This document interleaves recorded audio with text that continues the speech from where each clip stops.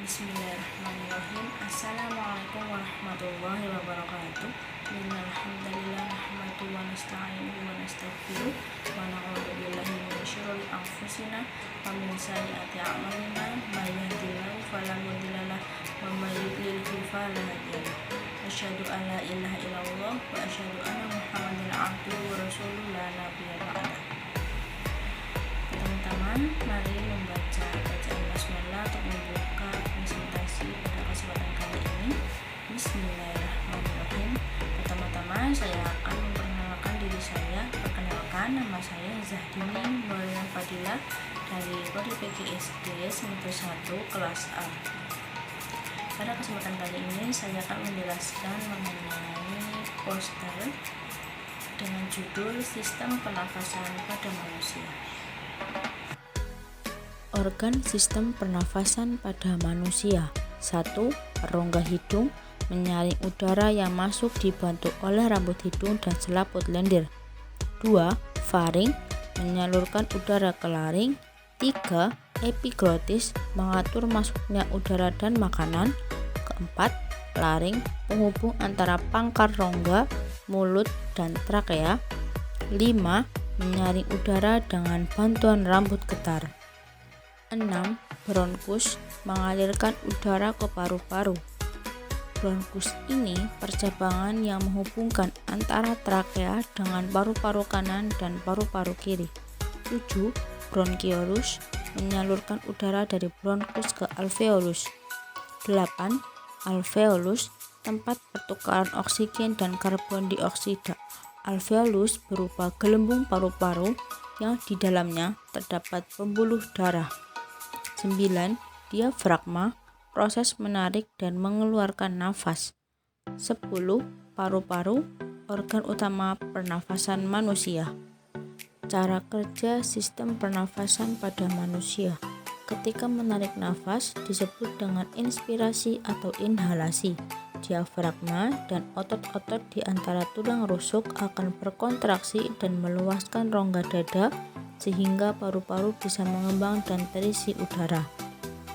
Udara masuk lewat hidung melewati proses penyaringan partikel-partikel kecil oleh rambut-rambut hidung, lalu menuju trakea atau batang tenggorokan.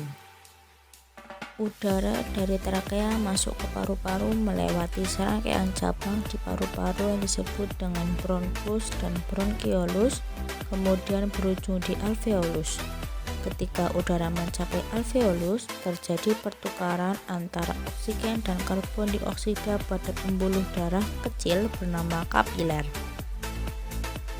Oksigen masuk ke dalam kapiler, kemudian menumpang sel darah merah menuju ke jantung untuk disebarkan ke seluruh tubuh. Di saat yang bersamaan, karbon dioksida masuk dari kapiler ke rongga paru-paru. Setelah pertukaran oksigen dan karbon dioksida selesai, otot diafragma dan tulang rusuk kembali rileks dan rongga dada kembali seperti semula. Udara yang mengandung karbon dioksida pun terdorong dari alveolus menuju ke bronkiolus, bronkus, trakea hingga keluar melalui hidung. Fase pernafasan ada dua, inspirasi dan ekspirasi. Inspirasi yaitu proses ketika udara masuk ke dalam saluran pernafasan terjadi ketika menghirup udara. Ekspirasi yaitu proses ketika udara keluar dari saluran pernafasan. Ekspirasi terjadi saat kita menghembuskan nafas atau mengeluarkan udara dari paru-paru. Jenis pernafasan pada manusia ada dua, pernafasan dada dan pernafasan perut. Pernafasan dada ada inspirasi dan ekspirasi. Inspirasi terjadi ketika otot antar tulang rusuk berkontraksi, tulang rusuk akan terangkat dan rongga dada membesar. Tekanan udara dalam rongga dada menurun sehingga terjadi aliran udara dari lingkungan ke dalam saluran pernafasan. Ekspirasi yakni otot antar tulang rusuk berelaksasi yang menyebabkan mengecilnya rongga dada. Pernafasan perut yakni ada inspirasi dan ekspirasi. Inspirasi yakni selama inspirasi Otot diafragma berkontraksi sehingga posisi diafragma menjadi mendatar. Akibatnya volume rongga dada dan paru-paru membesar. Ekspirasi. Selama ekspirasi, otot diafragma mengalami relaksasi sehingga menyebabkan posisi diafragma melengkung ke atas. Akibatnya volume rongga dada dan paru-paru menjadi mengecil.